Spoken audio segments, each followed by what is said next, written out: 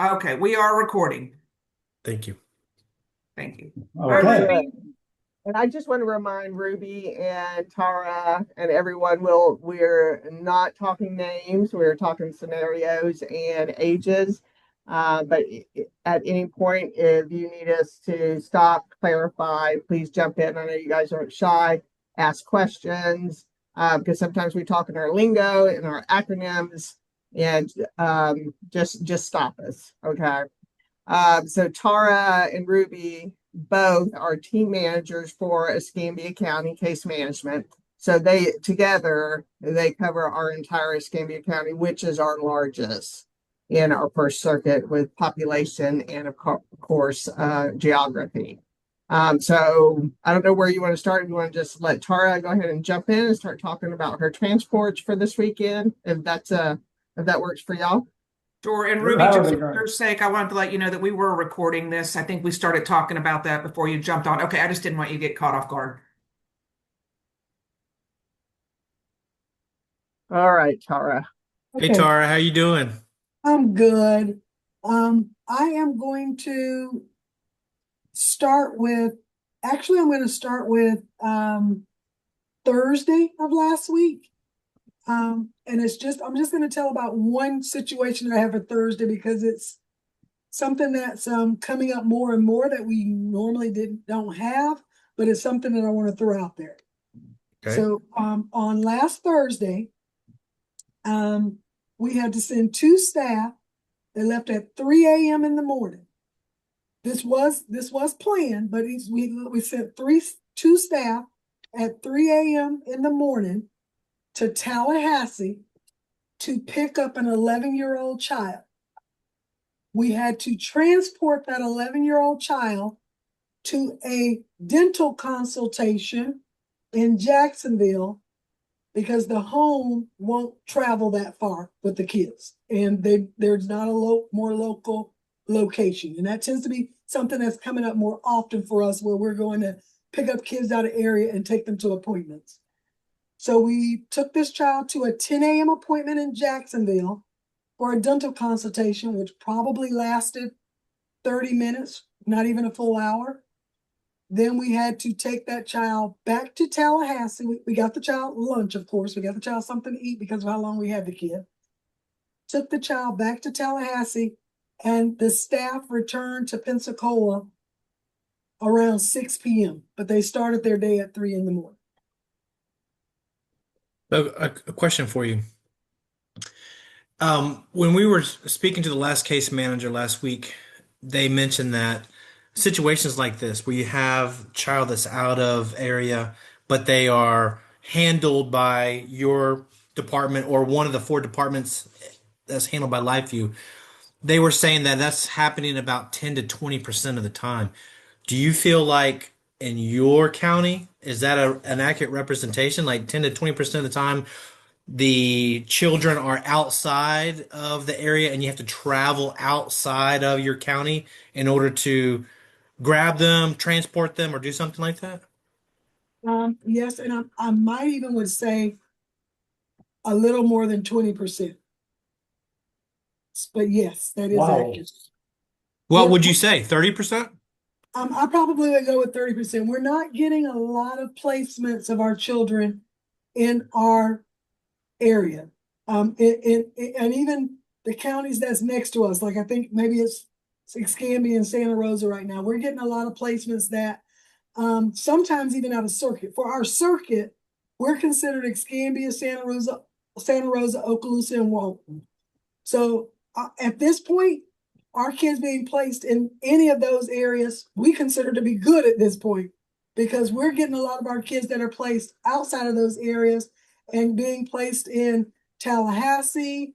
I'm going to say last week I got a name, I've never even heard of it before. It says Sop Choppy, Florida, somewhere near Tallahassee. And this was saying just to take a kid for a weekend. It wasn't even a long-term placement. So we're getting more and more placements that are not in our local area. And not only that, the placements aren't in our local area, they're not even long-term placements. So we're having to transport on a daily basis for a certain period of time until they get the long-term placement. And then after the long-term placement, it then somewhat changes into like the visitation piece.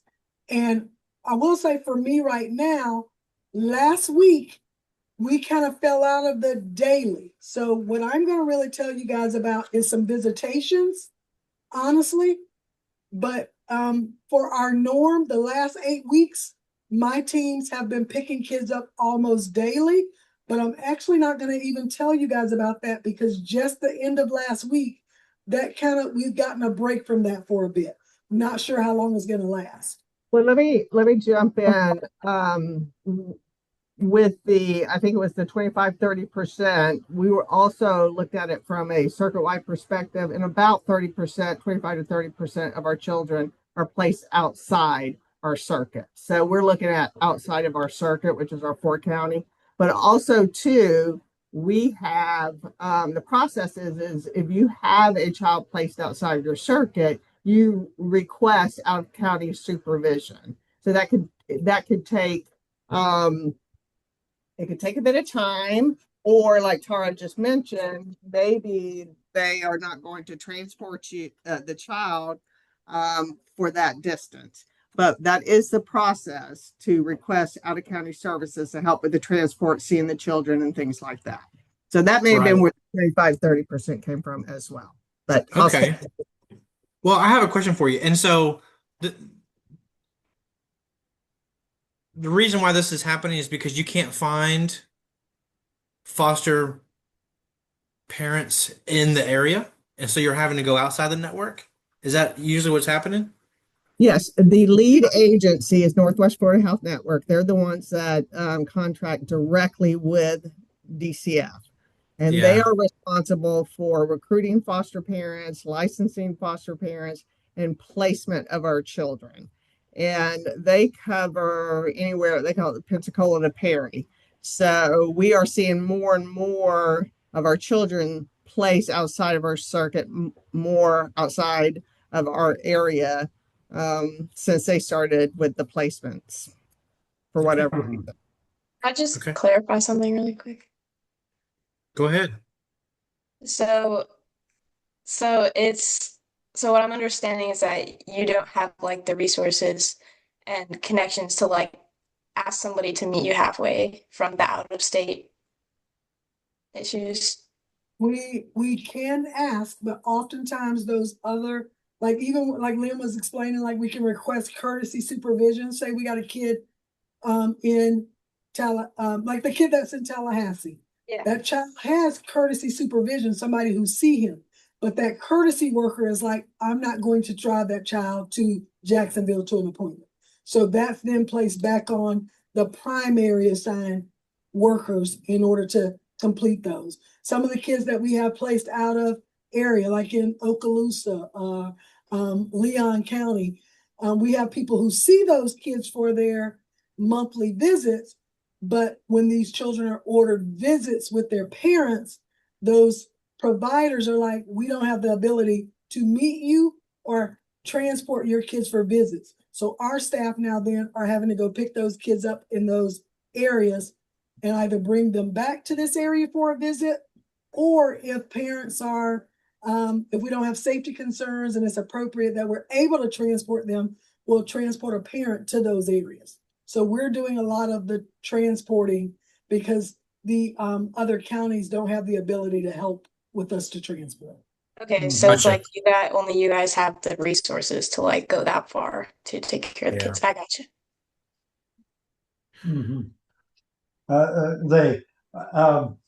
In a situation like that, I assume that involves overtime for the workers, in addition to obviously a very long workday,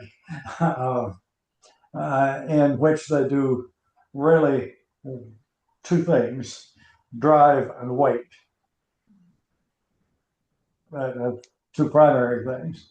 You said you had two workers, so I assume to do that, are they sharing driving abilities, or is one of them working with the child under their circumstances?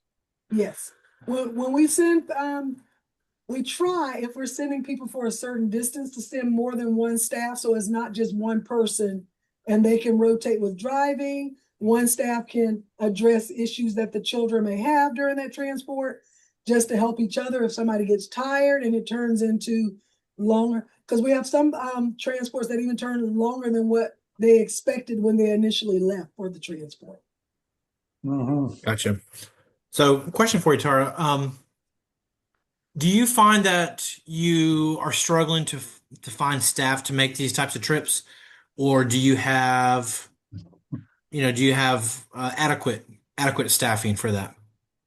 We're finding that we're having trouble finding the adequate staff. In Escambia County right now, I have 3 units and Ruby has 3 units. For our units, originally, it was 1 support worker per unit. But because of this level, we've even been authorized that we can even hire more staff. But right now, more support workers. Right now, our climate and environment, I can have 7 FSWs. I can have. I don't have but 3. And we're seeing and it's true about they do get overtime because of how overwhelmed it's become. Now staff are like, I don't care about the overtime. Like it's becoming overwhelmed that I'm working so many hours, so many days. You're getting a call like at 3 in the morning. Hey, now you're going to have to leave because we have to pick up this kid early. Staff are having to then, if they come in on Mondays, they come in on Monday and think it was going to be a regular day. And we just learned a kid blew a placement down south. So they're having to leave and go down south in order to transport a child, to another placement. So we're struggling with keeping staff, and even our case management staff and management staff, both me and Ruby can tell you, we're transporting kids as well, because that's how many transports we're having per day. We're having to help the team somehow with, I'll do this for you to help out. It's like it's becoming the primary work function, and it wasn't meant to be that way. Yes. And I wanted to add too that ideally we would have, if we had enough support workers, like just a few months ago, I feel like we were okay staffed, better than we are today, that's for sure. And we had a rotation of what those people did in terms of those long distance transports. So, but because our staff are tired, are dwindling, the rotation now is you can go in a long distance transport 2 times in a week potentially, or once every other week, or once every week at this point. It's so, I have 2 workers right now that are coming back today from a long distance that they started on Sunday. That almost turned into another day. Thankfully, we were able to get it worked out, so it didn't turn into another day, but it is not uncommon at all for their 1-2 day trips to turn into 3-4 day trips some days. Yeah. Yeah, and I can imagine that being tough on their family situation. Like you have kids, you have spouses and whatever. I mean, that could be demanding. Well, very demanding. Also, from the organization standpoint, obviously if they're out for 2 or 3 days, they're having to stay in hotels, and all of that goes with the travel territory. Well, also it meals. it also limits your capacity, because if you have somebody that all of a sudden goes on a long trip, well, that person's not able to do any other transports for the next week, right? What's happening is those people were assigned other tasks for the day already, and those tasks aren't being covered. We try and get case managers to cover, and they will, like if they have the ability. If I didn't have court or something else already scheduled, that's what's happening. So then we're having where visitations that parents are ordered to get, we're not keeping up with them, and we go into court and we're not able to say we gave these parents the visits that they were ordered because we were pulled away and doing other things. Okay. That's an even more serious. It's like, hey, we're not living up to your commitment as an organization. Just as kind of an example, like far away, here's like kind of what a schedule looks like, right? Like for a support worker. And if they go on a long distance, like this is their day filled with visits that they have to do. All those are gone. They're canceled at that point, or they have to be rescheduled, or somebody has to try and pick it up at the last second. And it's a nightmare, to be frank. It's just a nightmare. So, Okay. okay, no, no, and this is exactly what we want to hear, guys. This is exactly what we want to Right. hear. So, guys, Ruby and Tara, magic ball. I mean, magic. Eight like crystal ball. What is the what's your number one ask? Like, you need more people. You need more long transport people. What would make you guys happy if you could do it?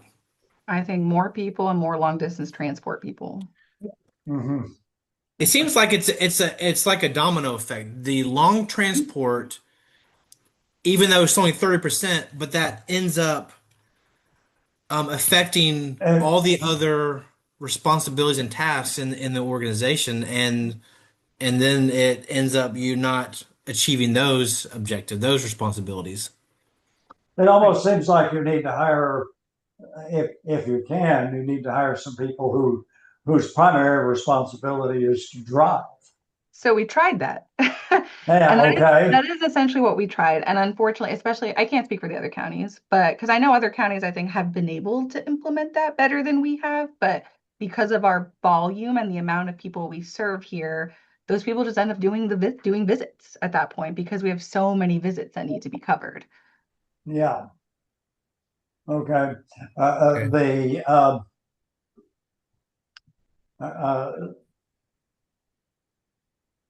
so you've got that long distance problem. What about the other? What is the next problem? The next problem, one of our next problems for me is the kids being placed. Like when kids come into care, and they have and they don't have relatives or non-relatives, somebody identified to care for them. And we're having to put them in licensed care, whether they are placed sometimes locally or at a distance. I'm even say an hour. I'm not even gonna put it further than an hour, about an hour and a half transport. We're having where kids who are 5 and under on a daily basis for 2 or 3 weeks until they find something more long term, where our staff is responsible for transporting them and then not even just transporting them, watching them all day long. So we've become a daycare facility too, which we don't have the ability to do. So we're rounding up kids in the morning. People are starting as early as, I've left my house at 4 o'clock in the morning because you're going to get these kids from different areas so that you're trying to get back to the office by 8 or 9. It's based on what time the foster parents saying they need them picked up. Some people are saying I need them picked up by 6 because I need to go to work. Some people are saying I need them picked up by 7 because I need to go to work. But even though they're saying 7 and you're thinking, oh, that's a decent time, but 7 o'clock when it's Defuniak Springs, for me who live in the Perdido area, I have to leave my house. I have to get up at 4 o'clock in the morning so that I can leave my house in order to get that kid. And that's taken into consideration. I hope I don't run into any traffic. As soon as something happens, I'm now texting them families, I'm so sorry, I've gotten stuck in traffic. I'm now running behind. So you're running into those things too. So the daily pickups and watching kids in our office is becoming a big struggle also. Because then we're then asking our staff, hey, can you please take a shift to watch kids? Like we could have 5 or 6 kids in our wellness center, which we got a good area now that we can have kids. But then we're looking and recruiting staff. Hey, can you go over and take time out of your day of the other tasks that you've got to do in order to watch these kids? So And that's Tara, is it true that while they're over there watching the children, during the day, the same scenario occurs? They're not supervising visits for maybe parents on their caseload. They're not completing their court documents and things like that. So that scenario is true as well. And I think with Tara had an example, and I think it was maybe within this over the weekend, Tara, where it was after 5 where y'all got notice. I think it was 5:20. You got notice that a placement was made for some children, and it was like 3 hours away one way, right? I think that was within maybe Thursday, Friday of last week. I want to say it was, it might have even been Wednesday or Thursday of last, because I don't have that one to report. But I'm even give that it actually wasn't 5 yet. It was, but it was 4:07 when the email came through. Okay. Okay. No, But But even, it has even, happened. yeah, Yeah. even with that Anytime. second email, me, now, like, go ahead. Go now ahead. Ruby, you mentioned that you tried hiring just people to do transportation. Why didn't that work out? Well, like I think I said, but it's mainly because our volume out here, we have so many visits that we have to supervise. So between Tara and I think we're like 600 kids total, I believe, that we're providing supervision for, I want to say, or close to that. And all of those families that are out of home, because we do out of home cases, they all have ordered visitation of some kind. So the need sort of shifts, like, yeah, we do need these long distance transports from time to time, not time to time, pretty often, at least once a week, at least at this point.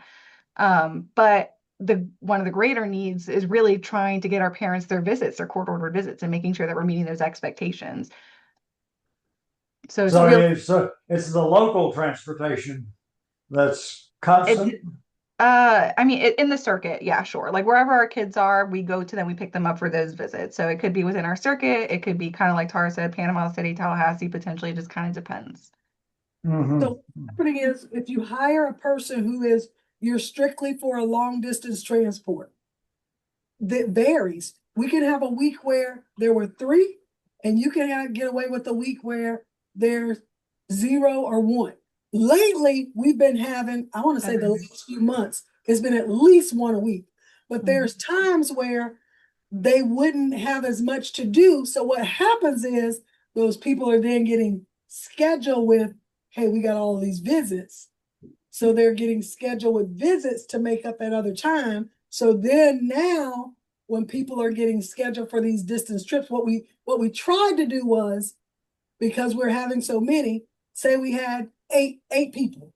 We have eight support staff. So we were like, we'll rotate in pairs to go on the long distance trips. So you're only likely probably to go on a long distance trip once a week, maybe once every 2 weeks. But because of it becoming so overwhelming and losing people, and we're down in staff, people are going more often. They're going once, twice, sometimes even more a week. We're even getting where we got staff out in the road and they've already left, and we're learning from placement, oh, we got another kid that's going down south. And I'm like, I don't even have anybody else to take another kid.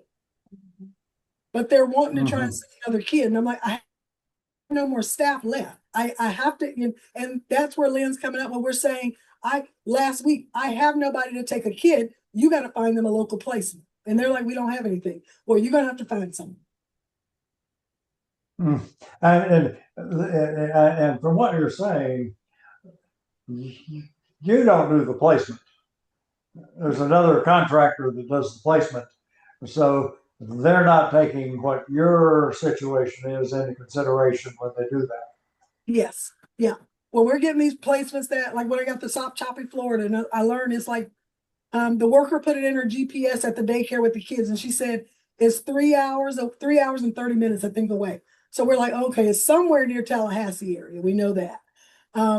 But she sent that at 4:00, and we're messaging back and we can't do that. And then by the time I'm calling them and I'm sending an email to everybody saying that's not okay.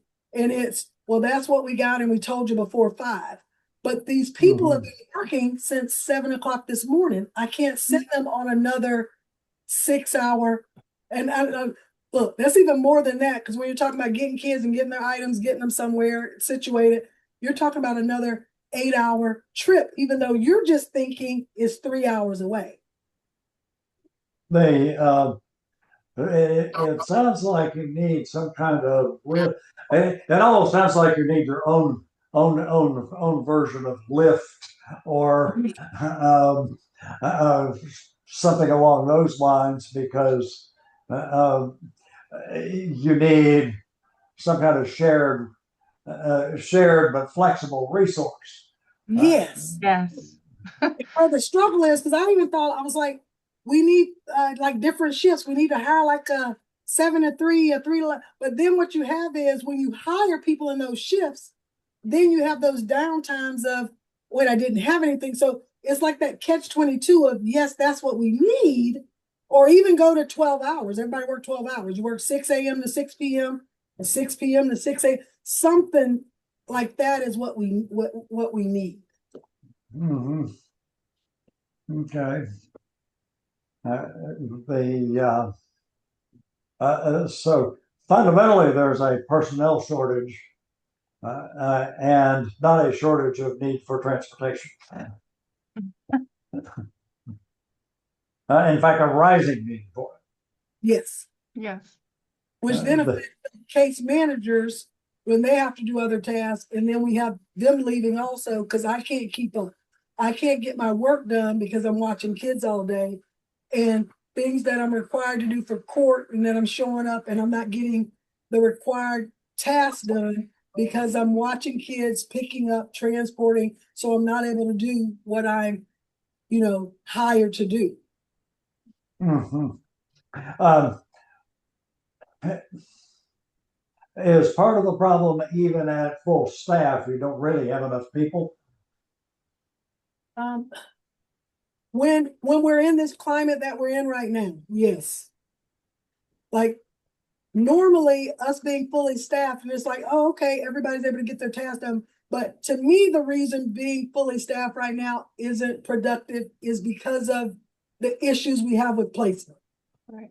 When we don't have this issue with placement, being fully staffed, having our support staff works. The issue which is causing all of this commotion is us not having appropriate placements for the children. Would you say so, Ruby? So No, I agree. well, I mean, obviously, when you start moving the children's locations far away, you create a transportation problem because Yes.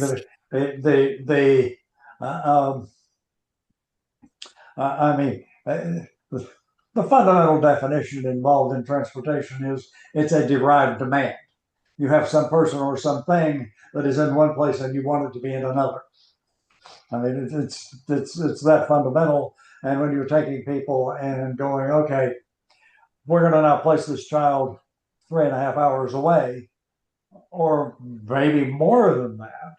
Oh yeah. Now doing a weekend visit means somebody has to go get them and bring them or take the parents to them or whatever. And that may be, based on what I've gotten out of this, that might be for a 2-hour visit. Right. Now for our local cases, if because they're using it so much, our kids who are placed like the Tallahassee area, from here on over to kind of like the Tallahassee area, in that area, our judges are requiring that we give visits once a month. So that we're still having to. Now I will say those kids that we are placing longer distance out of areas, Gainesville, South Florida, we don't necessarily have those issues that we have to do the pickups where we're, bringing kids back and forth for visits, but we're having the issues that we are transporting more kids out of this area.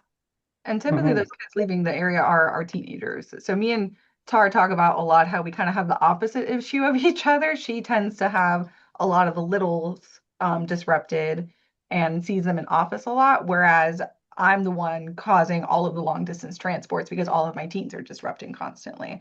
So yeah, we kind of have both of those things always happening at the same time, it feels like. Right. And from a family and a child's perspective, if your children are removed from your home and placed down in South Florida, and you don't get to visit with them every week, that could impact the trajectory of your case. And obviously it impacts the bonding, and a parent learning to parent their child in a safe way, that has huge impacts. Yeah. And to be honest, it's impacting the work that we are even providing to that family, to be honest, because when you have a kid who is, some of them not even behavioral issues, a quiet kid that we get out of the area and they're doing their thing, we've gotten relaxed now because we're dealing with other stuff. So we're not making that family a priority here because, oh, okay, that kid's being taken care of. And the next thing you know, you're coming up on court and, oh, I haven't been paying attention to make sure that this family is getting what they need to try and get this kid back to their family, to be honest. So it's making it harder for these families. And you know, we're not meeting timely goals in order to, you know, get these families back together when we have them so far away as well. Did I understand correctly that from your perspective, this this issue kind of changed with a change in the provider who is, I guess, responsible for the placement? Or do you think there are other variables that impacted the lack of placements in this circuit? Things, I mean, as far as willingness for people to. Yeah, you that is correct. Previously, we held the contract and we were over everything.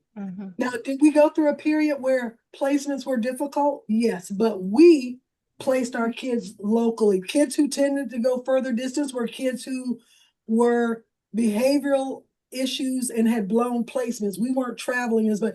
It was far in between we ever did that. It's very rarely. You never had us taking kids to Tallahassee saying they're going to go there for a placement for overnight. That didn't happen. Our kids were placed within this circuit. Yes.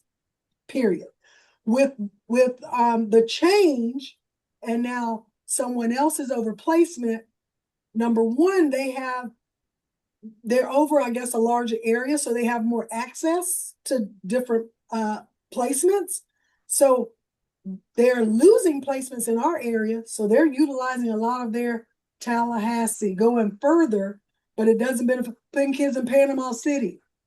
But it doesn't benefit that we are here locally. So yes, this is something that has grown over the last couple of years. Yes. Okay, so what you're looking at now is you have a separate contractor doing the placements. You're doing the care, but you're winding up doing more transportation than care. Bottom line. Yeah. Yes. And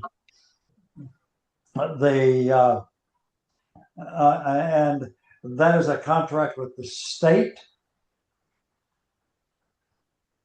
Yes. Yes. Okay. I put a little blurb in the chat because I want to go back to your question. We did have, when we had the direct contract with the state of Florida with DCF, we did have, especially towards the end, difficult time finding placement for our kids. And we even had children sleep in the service center overnight, which is not what you want to do at all. No. We did have that. And so that was one of our decisions to turn over the contract for that piece of it. We were having difficulty finding placements with these high, complex children with complex trauma. But we did not have this level of transportation out of the area. That really came when the contract changed, and we have a different lead agency contracting directly with the Department of Children and Families, and they are responsible for the placements, identification, the recruitment of the foster parents, and licensing of the foster parents. Is that contractor statewide? Is that contractor statewide? No, just in the Northwest region. But that's a bigger region than your circuit. Yeah. Mm-hmm. Yeah. Okay. Okay, I got a question. It's kind of switching gears a little bit. What about communication? What about communication? Like when you are, I mean, you have so many different kids under your responsibility. What kind of systems are you using to manage do you have shared calendars? Like you held up earlier, it looked like something that was made with Excel that was printed out that you kept up with the transporter schedule. Do they fill that in by hand? Is that online? How do they get their assignments? If you could kind of walk us through in your department how that happens. So Yeah, I actually wanted to branch off of that a little bit. Like the line of communication between the drivers, the managers, and the providers working placement. Like what does that line of communication look like? Is it straightforward, or are you using like multiple different platforms? I mean, so when we're talking about like the schedule I showed you, those are visits, and when we're talking about transportation for placement, those communications look completely different, I feel like, and how they start are completely different. So in terms of like the visitations, the schedule that I showed you, that person, like she fills hers out by hand. I have some people that put them on their Outlook calendar. It just kind of depends on that person's preference. I know that I think there started to be a shared calendar of some kind with visitations for FSWs on there. I couldn't tell you how often it's utilized necessarily. We have a board where FSWs should be putting up their schedules for everybody to see as well.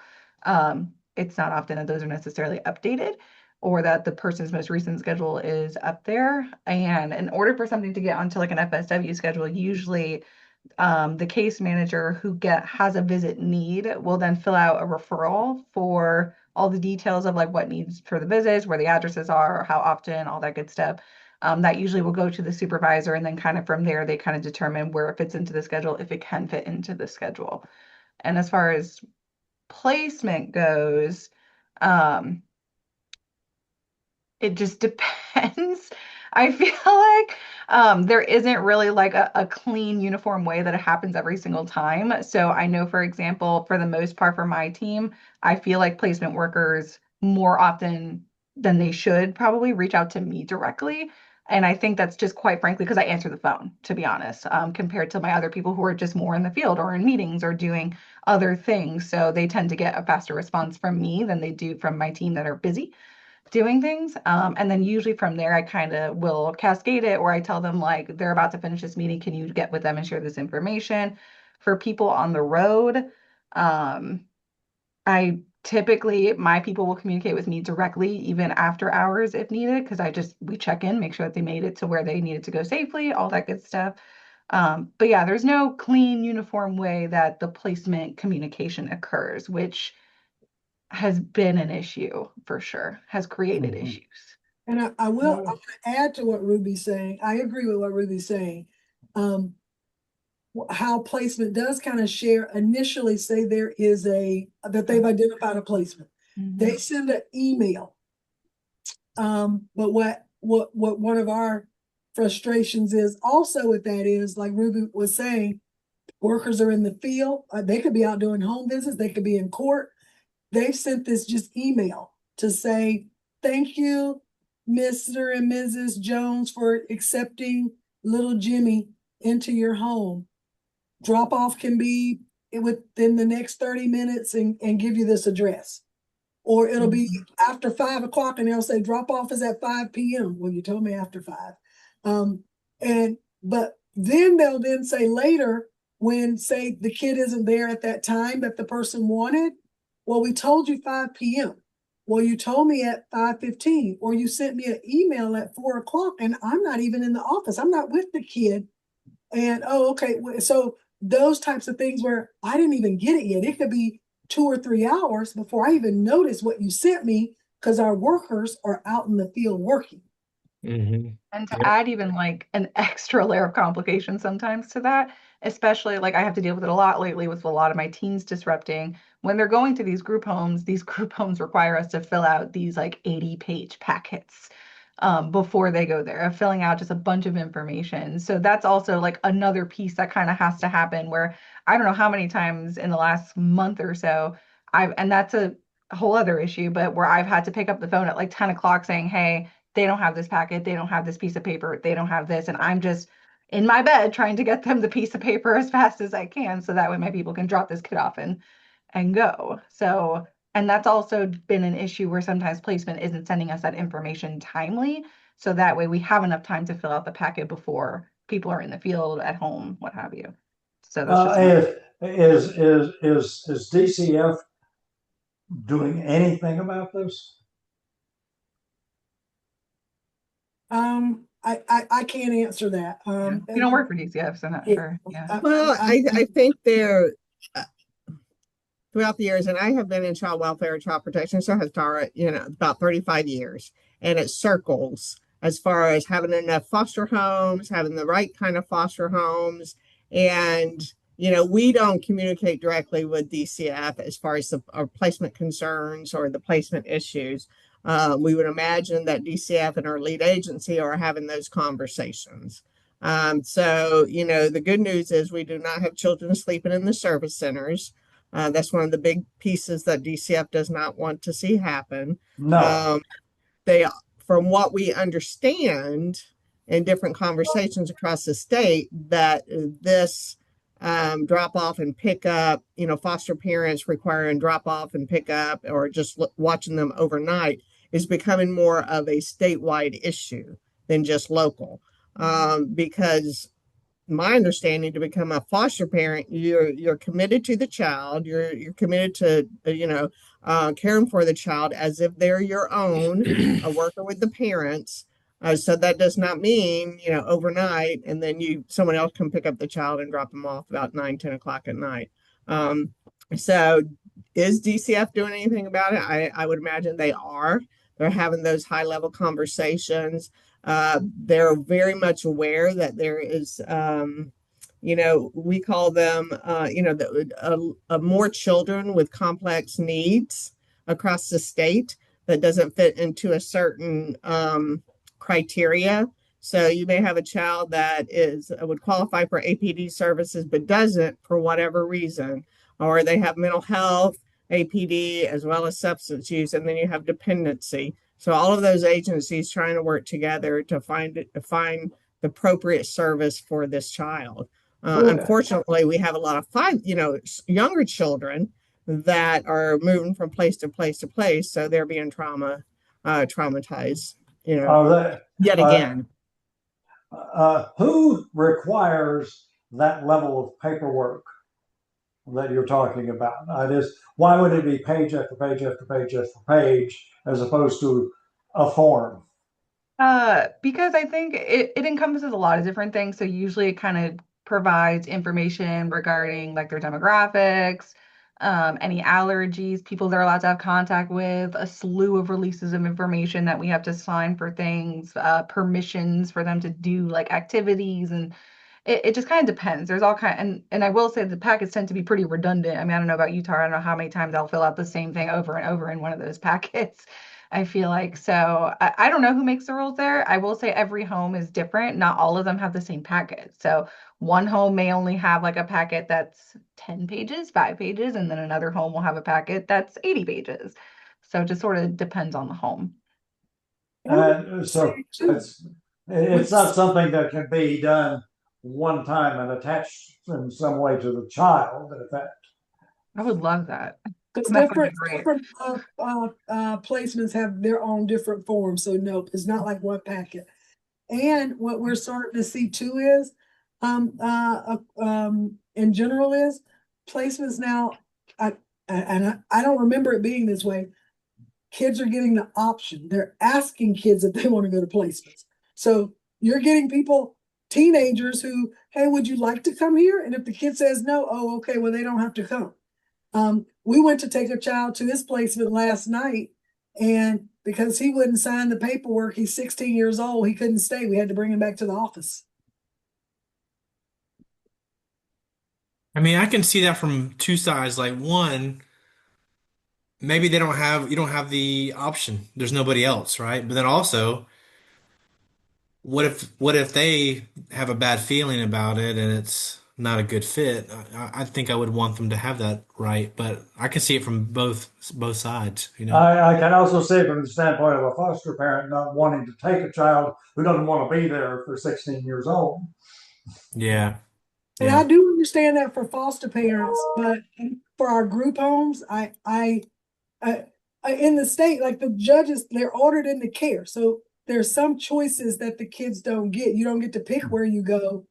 But I do agree in a home setting is a little different. But when we're talking about a group home facility that, you've been funded by the state, is more difficult when we're saying, oh, okay, if they don't want to come here, they don't have to come here. Because guess what? They can't stay in an office either. So it's like, what do I do? Well, you want them to sleep on the street? Yeah. So I do have a question, and maybe you guys have answered this before in the past, but I posted a question in the chat, but I want to elaborate on that. So I said, if foster parents provide transport, are they reimbursed for that. I mean, what incentives do foster parents have at all? Like, are they reimbursed at all for taking kids into their home? And so, okay. And if, as a way of reducing your responsibility for finding the drivers for loan transport, are the incentives enough to the foster parent to do that long trip rather than you guys having to do that, and like if you're paying an hourly plus mileage, could that hourly plus mileage be given to the foster parent just as easily, And I I'm think just, I will say, like, anytime I've had a foster parent say they weren't able to like transport or something, it's never been about like the funds or the money or anything like that to do so. It's always been about the time. It's always been, The I have to schedule. work. I have to, yes, it's always been about that more than anything. yeah. And Okay. I don't So, know what the rates are anymore, but the foster parents are given a daily rate to care for children. If they're under 5, they receive an extra, what is it, $200 a month, I think, to help for Mhm. daycare. They're also eligible for subsidized daycare as well. They are paid mileage for for special transport, such as anything outside the norm. Court visits, maybe special counseling, or if the child's doctor is in another county, visits. I may have said that already. Family counseling, those things. But routine, like you would do with your own child, take them Yeah. to the doctor, take them to daycare, take them to school, those aren't reimbursed. that, And Right. again, the rates change based on the age of the child. yeah. So 12 to 15, they have a rate, a special rate. 15 to 17, they're at a different rate, of course. Well, Yeah. it does not sound to me like that $200 a month has kept up with inflation. No. Well, Not even close. but they get an ELC voucher, so most of their daycare is paid for. They don't have an expense. So a lot of Yeah. that $200 that they're getting, that's just money that they're getting. Unless they picked a daycare with a much higher fee that they had to pay out of pocket. But most of those $200 they're getting in going to daycare. Their daycare is paid for. Okay. Okay. So Gotcha. the how many group homes are there in your circuit? Oh, we have boy and girl ones also. So I know like in Pensacola, we have Curry, but that's a short term one. It's not meant to be long term. We have Yes, Arcadia and Arcadia. Cabot. In Milton, we have UMCH. In Okaloosa, we have, it's now called Tommy Jenkins, apparently, Matthews Residential. Um, I don't think we have any in Walton. Okay. As big in this area as the other areas. Mhm.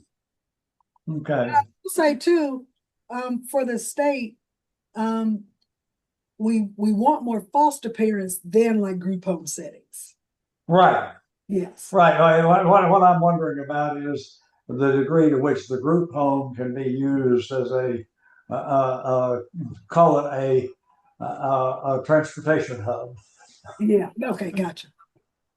That's kind of what I was thinking of in terms of, in effect, could there be daycare at that group home, and there could be a drop off pickup central area that would systematize some of the transportation. That's just the reason I was asking.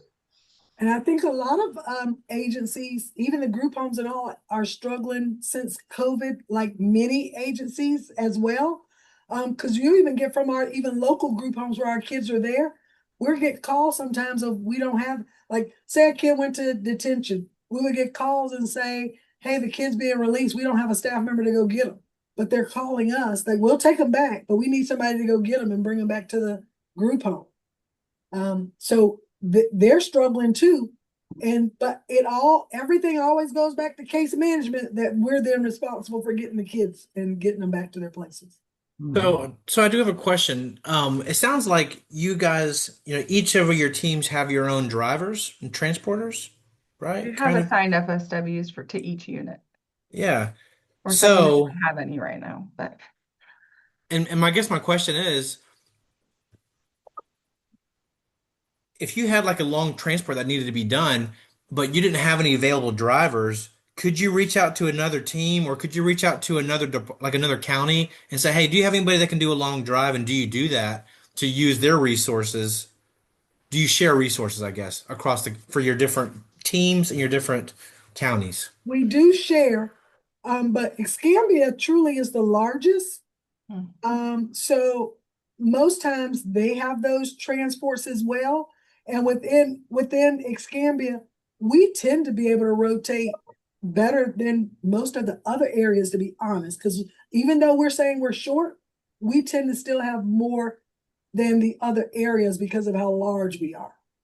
And although we probably tend to have more transports, they struggle in a lot of their transports. I'm being seen in emails as being done by even case managers. And when we're going distances, our case managers don't tend to do the distances. Our case managers are doing more of the local stuff.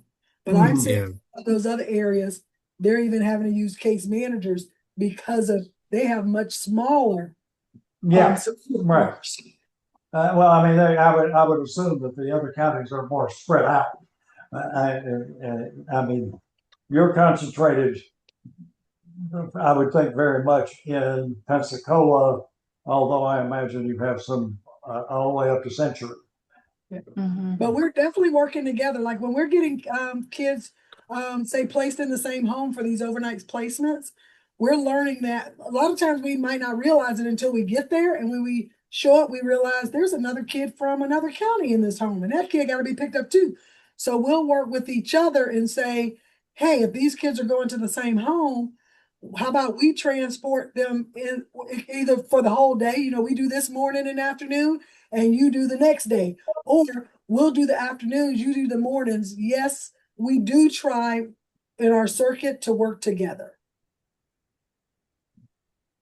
Now, in an earlier conversation, it seemed like apparently about 100 children need to be transported in a given week, or is that too low? And I guess there's a difference of, because I could say that's not too low, but if we're just talking about being transported to a placement or something like that, but to me, I'm including whatever I'm having to pick them up. So I would say that is not a too low answer. Well, and I was gonna, I know I just answered a question in the chat where it's Caleb had asked, what is the average number of trips per week? And then I said, well, right now once a week, but then I was like, well, what are we talking about? I guess like what do we mean by trips? Are we talking about like total number of individual trips? Oh, I mean, so many. So many. I guess it just depends because I mean I know even we're using words like long distance, but even long distance is different than overnight, you know? So right. Because a long distance trip to Tallahassee or Panama City, you know, that won't be like an overnight trip necessarily. But if they go to like Jacksonville or further, then usually at that point it's long distance overnight trip.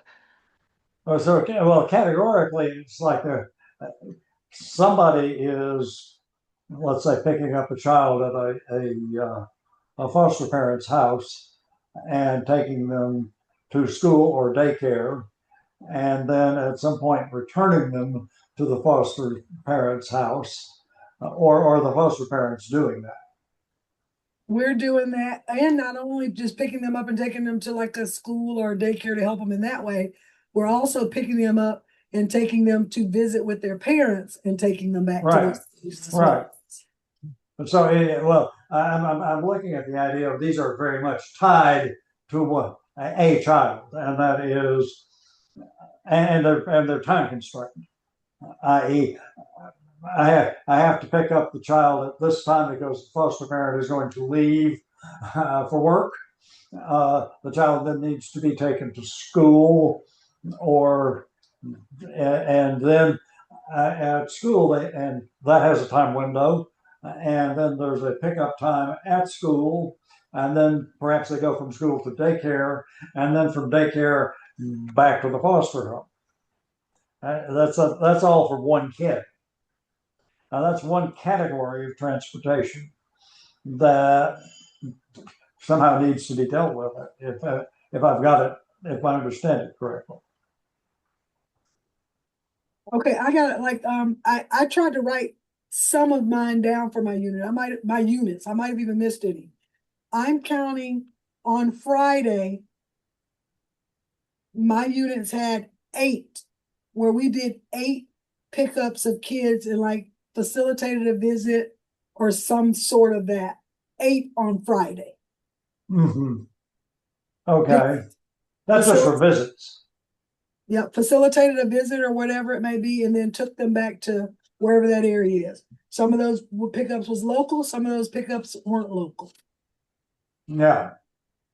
So that was 8 on Friday. So it's perfectly reasonable that might be an average day. Yes, yes, because Okay. that was just visit. So yes, that's not even talking about, oh, I had to pick them up because for Friday we didn't have any pickups where we had to transport a kid or watch them in the office. We were lucky, so I don't have to add any of those things in there for Friday. Yeah. But there's a lot of days where that is occurring. But visit is a kind of a separate category here. Yeah. And then the daily stuff I was talking about, and then the long distance, and as a category that might overlap a little bit with some of those, and then the overnight. Yes. For the over this weekend, we had where a child blew their placement. We were notified over the weekend. We had to reach out to our staff and schedule a team that we had to rent a car. Two team members left on Sunday at 10 a.m. headed down south, went to South Florida. They went to Parrish, Florida. They spent the night so that they could pick a kid up on Monday who had blown their placement. When we left, we had no clue where this kid was going to be going. It's just you got to go get the kid. So they went. he didn't end up having placement until about 5 p.m. Eastern, I think. On Monday, they picked this kid up from the placement, didn't get placement until about 5 p.m. on that evening. And then we had to transport that kid. That kid ended up in Gainesville. And those workers then clocked out again at 9:45 and had to spend a second night, when it was their intentions that we were just going on Sunday and we were hoping come back on Monday. Right. And now those workers are en route to come back to Pensacola today. They haven't made it back here yet. So basically Sunday and then Monday and Tuesday, all the other things they had scheduled didn't happen because they were dealing with that one child who had blown.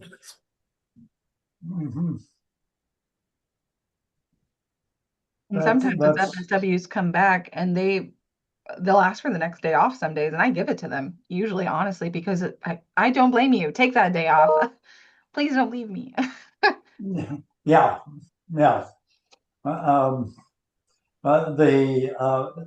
So some of it is purely you have specific capacities, and a lot of those capacities are not being used for what they were intended, because you, for example, on the screen right now are doing transportation at times, and that's not really in your job description. And that's happening to lots of other people in the system as well. And at some point that becomes old, so it becomes much harder to retain folks. And a lot of it is because the transportation problem is being created by the placements themselves. Yes. Just trying to get my head wrapped around it. From a distance and an institutional problem, and that is the transportation need comes from where is the child and where does the child need to be. And so if you have a child and you've got a child in Gainesville, and their parent is in Pensacola. And how often do they do virtual visits versus how often they do? So that's a unique case. That's under my units. It's a unique case. That child doesn't really want to visit mom, so it's not often Right. do. Sometimes they just kind Right. of exchange letters, I guess. But Yeah. when they're that far, like say we got plenty of kids in Gainesville, Jack, we got them all over right now. It is true. Most times they're not ordered in-person visits. The judges Right. aren't looking at that, but they're ordered virtual. They could get virtual visits several times a week. Those are kind of easy, to be honest, because we just get on a video and let them, you know. Right. Right. So Right. they might do it weekly. They might do a virtual visit weekly. And what you're seeing though, what I'm starting to see in my units, a lot of times you're seeing for those virtual visits, you're seeing case managers and supervisors doing those because they're like, I'll take those and do those virtuals for you because I need you out in the field picking up all these kids. So you're seeing a lot of supervisors, case managers picking up I'll handle these virtual visits that we got to get done because I need you to be out there in the field picking up, transporting, and doing those visits. So the virtual visits need you need to supervise the virtual visits as well. Yes. Which makes perfect sense. Yes. Now, are you still having to go and visit the kid to do a virtual, like bring them like an iPhone or bring them an iPad so they can actually do the call, or do they? Their placements, what we tend to use, like if they're in a group home, they give us the number that we're going to utilize in order for them to be on the visit. So it's a scheduling issue. It's the foster parent's phone that is being utilized in order for them to get on. Got it. Okay. So you're not having to go there. You're not having to visit them.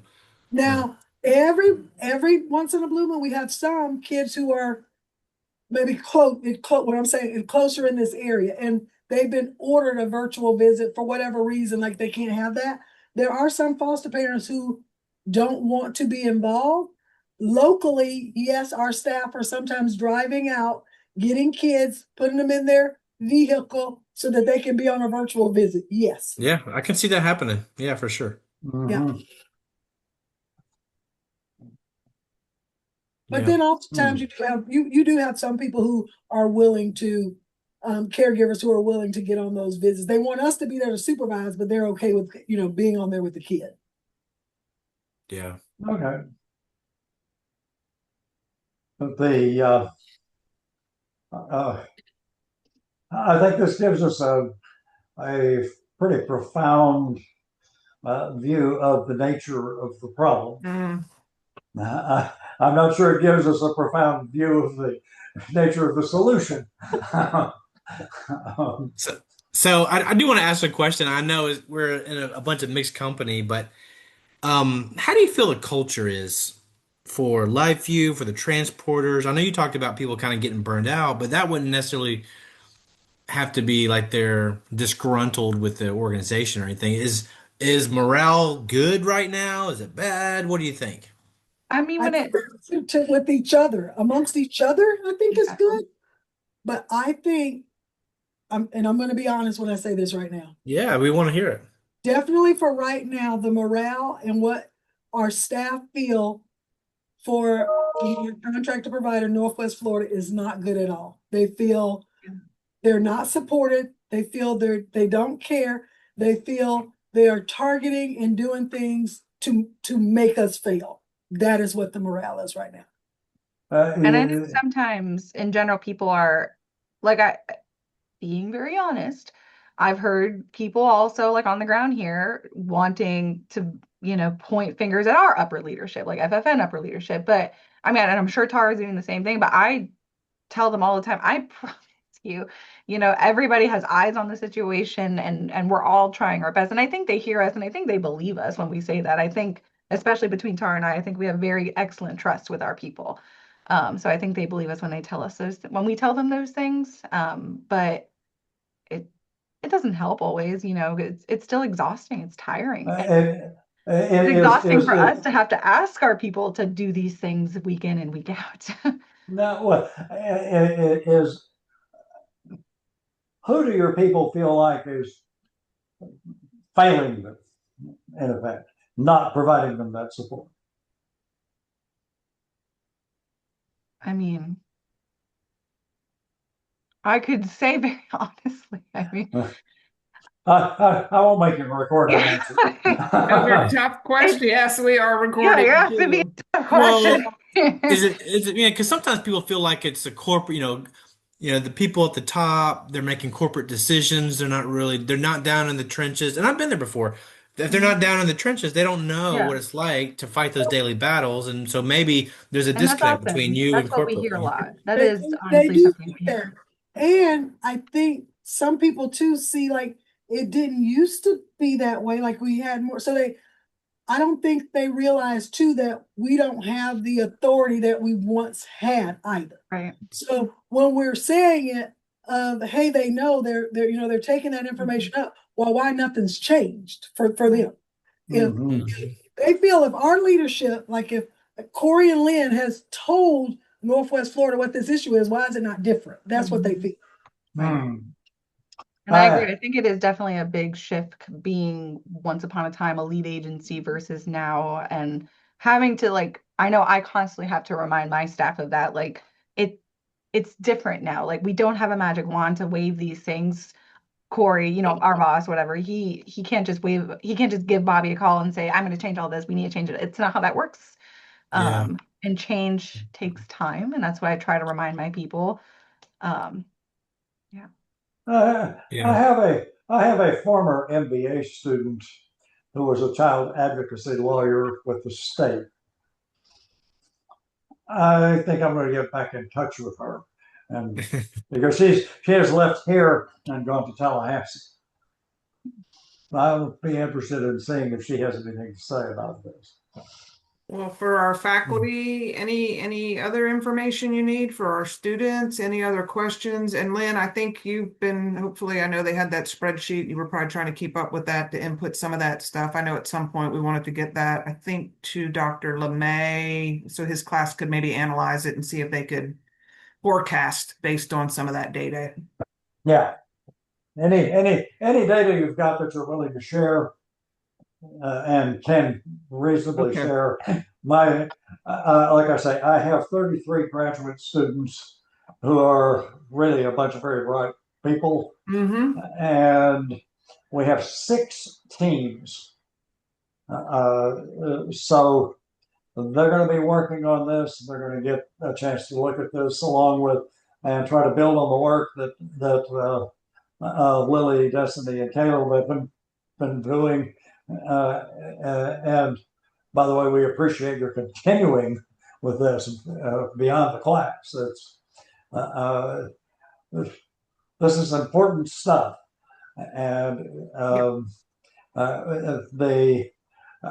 so we're going to try to figure out ways to share all of the kinds of things they need. But also, I've got my teams working independently so that maybe they can come up with different ideas of how to approach this. I think in both classes, we've got some great brain trusts, and it's a very complicated issue. I mean, that's clear to me. I'm not sure there's a single solution, but maybe there's a solution that could at least ease some of it to make some of the other things more palatable. Yeah, for sure. Maybe something that we can do stepwise and try to solve the biggest problem first, and then move on from there. I know when we were talking with Allison Hill, we talked about that a little bit. Like we didn't just want to do a case study and dump you guys back a report. We really wanted to try to give you some action steps that you could take to hopefully provide some direction for a solution. Yep. All right. Thank you, guys. Thank you. Appreciate it. Well, we know you guys are busy too. I mean, that's for sure. So thank you for taking the time out. Sometimes it's hard to stop and talk about this stuff because you're too busy trying to get things done. I know what that feels like. Well, we appreciate it. We really do. And, these guys, Tara and Ruby and some of the other team managers you've already talked with, they're the experts. They're the ones doing the job every single day. So, any questions that come back up, just reach out. And if we can't answer it, we'll find someone who can. So we really appreciate you guys this time as well. Thank you very much.